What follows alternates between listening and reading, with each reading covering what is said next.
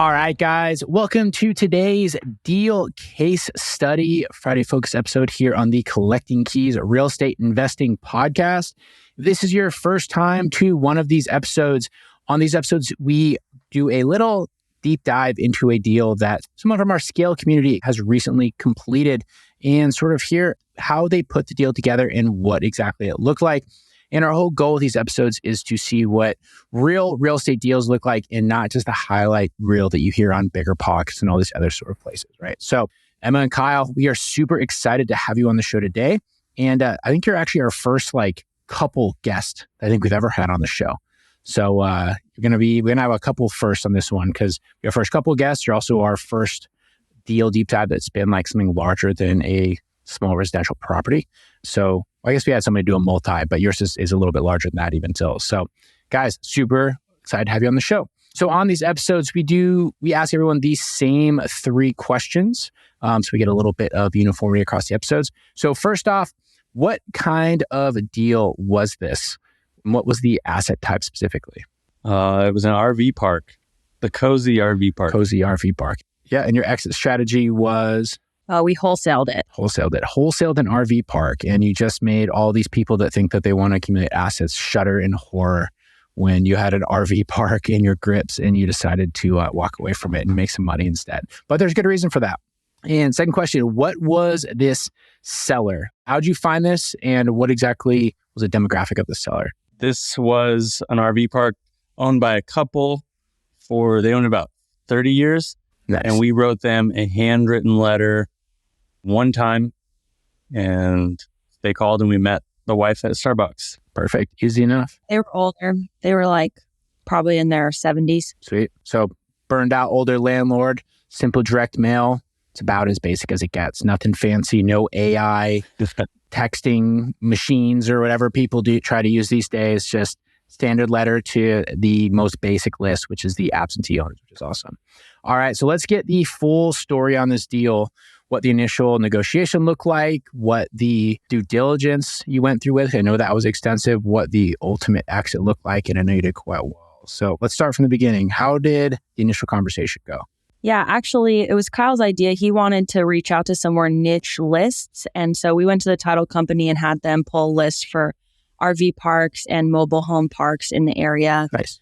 I had the brilliant idea of handwriting the letters, and Kyle got to execute that, which he just loved. Hey, you're delegating. That's like Scale 101 right there. We always have ideas for each other. Yeah. So we handwrote, there was maybe about 30 of them. And probably 2 months later, I just got a text from someone and she just said, planning on selling the Cozy RV Park this spring. I'll get back to you. Something kind of vague. And yeah, I just scheduled an appointment. Like Kyle said, we met at Starbucks. We just chatted for a while about the RV park. So they actually did live on site in a single wide, an older single wide. The RV park had about 10 spots, so it was quite small. And yeah, they were burnt out. They wanted to move. So she told us a price, which was $500,000. And we actually thought that was reasonable. And we kind of just started doing some due diligence because we had never analyzed an RV park before. So yeah. Did you contract that $500,000 before you did due diligence, or did you try to do the due diligence first? Before we agreed to that price? Yeah, so they gave you the price. Were you like, yeah, we agree to that? Did you get it signed around so that she doesn't go and shop it to other people? Yeah, we did. And that was a huge thing where I was like, I'm not going to write you an offer and then wait a week. Yeah. I was like, if I'm bringing back an offer, I want you to sign it. And he was a good old boy. We shook hands. He loved us. My dad used to race snowmobiles. Jack used to race snowmobiles. And we just kind of bonded on some stuff. And we brought back a 6-pack of Coronas and had a beer with him. And then he said, give me the evening and I'll sign it tomorrow. Nice. Which they did. And we did our due diligence, or on the car ride to Emma's office, just crunching quick numbers, pretty sure we can make this work. Yeah. So how did you even know how to start? Right? Because I know that's one of the biggest questions that we get asked a lot when you get a lead that is atypical from residential real estate, which is very sort of bread and butter, right? So you were doing due diligence in the car. Would you just put on a YouTube video of how to analyze RV parks and you guys were listening to that when you were driving, or what were you doing? Listened to a couple of those before we looked at it. Yeah, definitely some videos. I mean, obviously first we just adding up rents, very simple, what's the income? They said that they basically didn't have any expenses, which of course that's not true. So we're trying to look up what are the typical expenses of an RV park. But yeah, very basic from the beginning. We were using ChatGPT to try to analyze this deal. Yeah. We did. I met a guy up at Schweitzer that buys RV parks, huge ones, Four Season, multi-million-dollar resorts. And we were talking about RV parks. So I gave him a quick call, and he actually had coffee with us and gave us his 2 cents.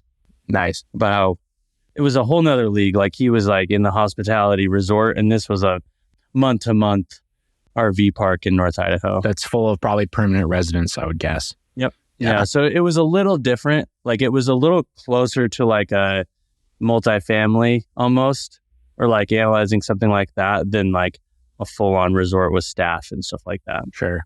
Probably a lot of similarities to a mobile home park. So I know that when you originally sent it out, you sent it to us as well to look at. There was a lot of concerns around the sanitation and the electricity and different things, just like there would be with a mobile home park as well. So that's great. So you contracted it, which is awesome. I love that you guys did that. Such a huge mistake I think people make is they have kind of a verbal offer, but they're not comfortable in the close yet. And so they wait to get under contract. And then just the way the universe works, what always happens is some other random person will call them and offer a number that is probably more than you're willing to pay. Just because why would that not happen, right? That's just, I don't know, the way things always seem to go. So you have it under contract. What were your initial sort of next steps once you started underwriting it? Was your original intention to close on it? Was it to monetize it? And how did you start going through that process?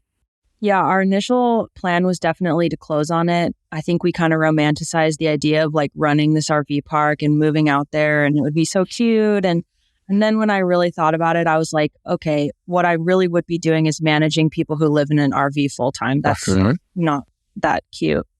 So then we just decided, we wanted to wholesale it. It'd be a lot easier. I would say you and Dan influenced that. That was about the time we discovered Collecting Keys podcast and massive income over passive income. And we really took a step back and looked at it from that lens. And I think that helped us decide our philosophy a little more on what we wanted to accomplish. Yeah. And I do think that you made a wise decision and ending up wholesaling it. And so when you first started to wholesale it, you were just looking at a traditional assignment fee, correct? Yeah. Yep. Mm-hmm. So, and then I know inside just having followed you through with this, that didn't work out. And for various reasons, rural, price point, things like that. And so you ended up having to go back and renegotiate. So what was that process like? Yeah, basically I was kind of managing dispo and talking to buyers, and I was getting the same feedback from every buyer, which was that they were having a hard time making the numbers work, with their hard money loan or whatever. No one wanted to put obviously $500,000 cash into this deal. So kind of every single person had asked me, will they sell or finance it? Will they sell or finance it? Originally, the answer had been no, but after I had enough buyers asking, just approached the sellers again, told them the challenges we were facing and said, hey, everyone's asking for this. Is it something you guys would reconsider? And they said they'd think about it, and they got back to me the next day with the terms that they would consider. And we shopped those out to some buyers, and we actually ended up texting some people. It was late one night. We were actually sitting at the bar, I think, texting some people hey, here's where we're at. And some guy who had come to see it that night, he was if those are the new terms, he was put me down. I want it.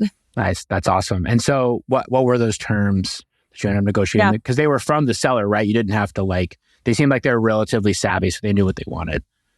Yeah, I basically just asked them, what would you guys need for a down payment and what would you need for monthly payments? And they said they needed $150,000 down and they wanted $2,000 a month. And even though that was quite a big down payment, we just happened to have a buyer who was willing to pay that. And then, we tacked our assignment fee onto that down payment. Yeah. I didn't realize that they had that big of a down payment on that deal. Yeah. So what'd you guys end up adding on as assignment fee? $50,000. So they brought $200,000 down. Yeah, that's awesome.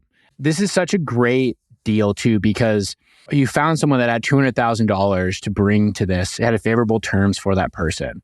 but you had to hustle to find that. And I don't want to understate how awesome it is that you guys did that, because the most common tactic that people have is they kind of like send it out to a list. And if they don't get any like super hard bites at like a relatively simple deal, they just go, oh, it's dead. And then they drop it. But you guys were out there hitting the pavement and you found this person. Like who even was this person that has $200K to put into this?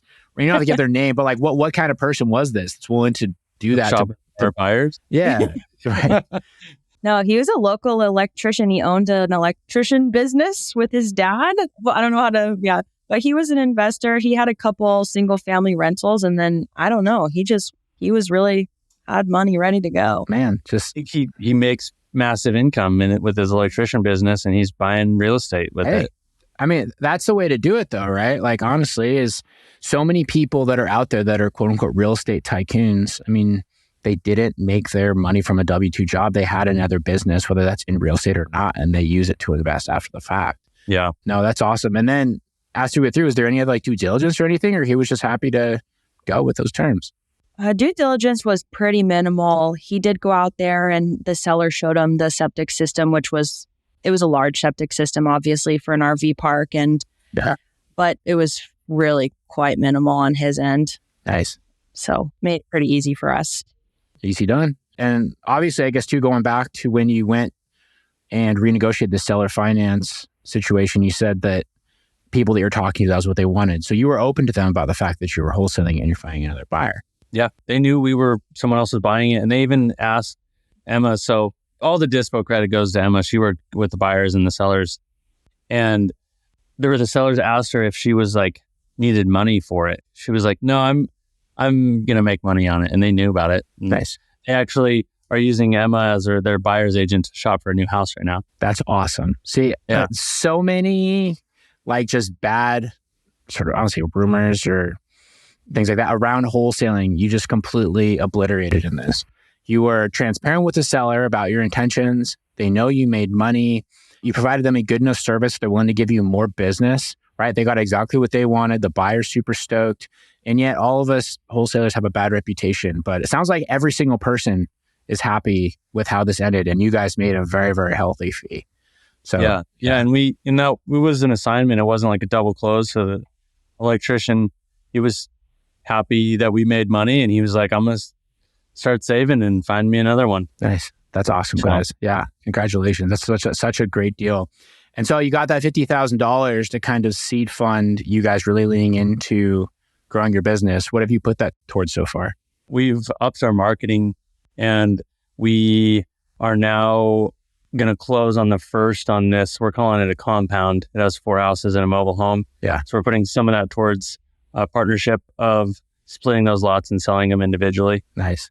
And you're going to multiply that money very, very quickly doing that. Yeah. Yeah. It doesn't really feel like we made 50 grand because it's already spent in my head all on our business. Yeah. Well, also we had like no money going into this, like no money. Yeah. And so we needed to get this done and we hustled to get done. And so a lot of that money was kind of set aside in our own like personal reserve account and just to like be able to afford to live and to continue marketing. Yeah. There you go. And it's funny, Emma, you say that you spent this money already in your business. You invested it in your business. Thank you for that correction. And instead of ending up with an RV park that was going to become like a weird trailer park boys type of job, you're instead investing this into the next deal that you sourced where you're going to be separating these lots that you're going to make potentially hundreds of thousands of dollars on. So we'll see how it pans out over the next couple of months, but it could have been you had basically a reality TV show or something. Honestly, sounds like a missed opportunity. To be fair, if you turned it into a YouTube channel, you could have probably made more money just living your day-to-day life. But get to know these tenants. Yeah. I will personally say that I think you guys made the right decision and you're going to be very, very happy that you chose to do that as we look forward to the next few months. Yeah. Felt good to get it done. So sweet. Thanks, man. That's good to hear. Absolutely. Well, guys, congratulations on that success. That's a really, really solid deal. And everybody listening, these are the kind of things that you can do if you start sourcing your own opportunities and you just get out there and start hustling, because You guys, I will say, I'm super, super stoked to have you guys in the Scale community. And you guys are one of those people that I can already tell that, I mean, even already, but like looking ahead a few months from now, you're going to be one of those people that I will selfishly be like, hell yeah, I got to see them go through their initial climb and get to that phase where they are now absolutely crushing it up here in the Northwest. So super excited to see all that pan out. But awesome, guys. Well, thanks for listening. If you guys have socials or anything, people can reach out to you, maybe ask some questions. Sure. You can reach out to me on Instagram at the Emma Greenwood. Yeah, you can reach out to me via loose_tribe at loose_tribe on Instagram. I'm not even going to ask what that's alluding to, but I'll just keep it to myself. Just go on there, click follow, and you'll see. Okay. There you go. There you go, guys. Well, thanks for listening, everybody. Go ahead and shoot them a follow on Instagram, and you will be able to see they say that you followed Emma Greenwood and Mr. Loose Tribe himself before they became mega into off-market real estate space. So go ahead, give them a follow and reach out to them if you have any questions or you admire what they did, because you definitely should, because they're out there crushing it. So thanks for listening, everybody, and we'll talk to you guys next week.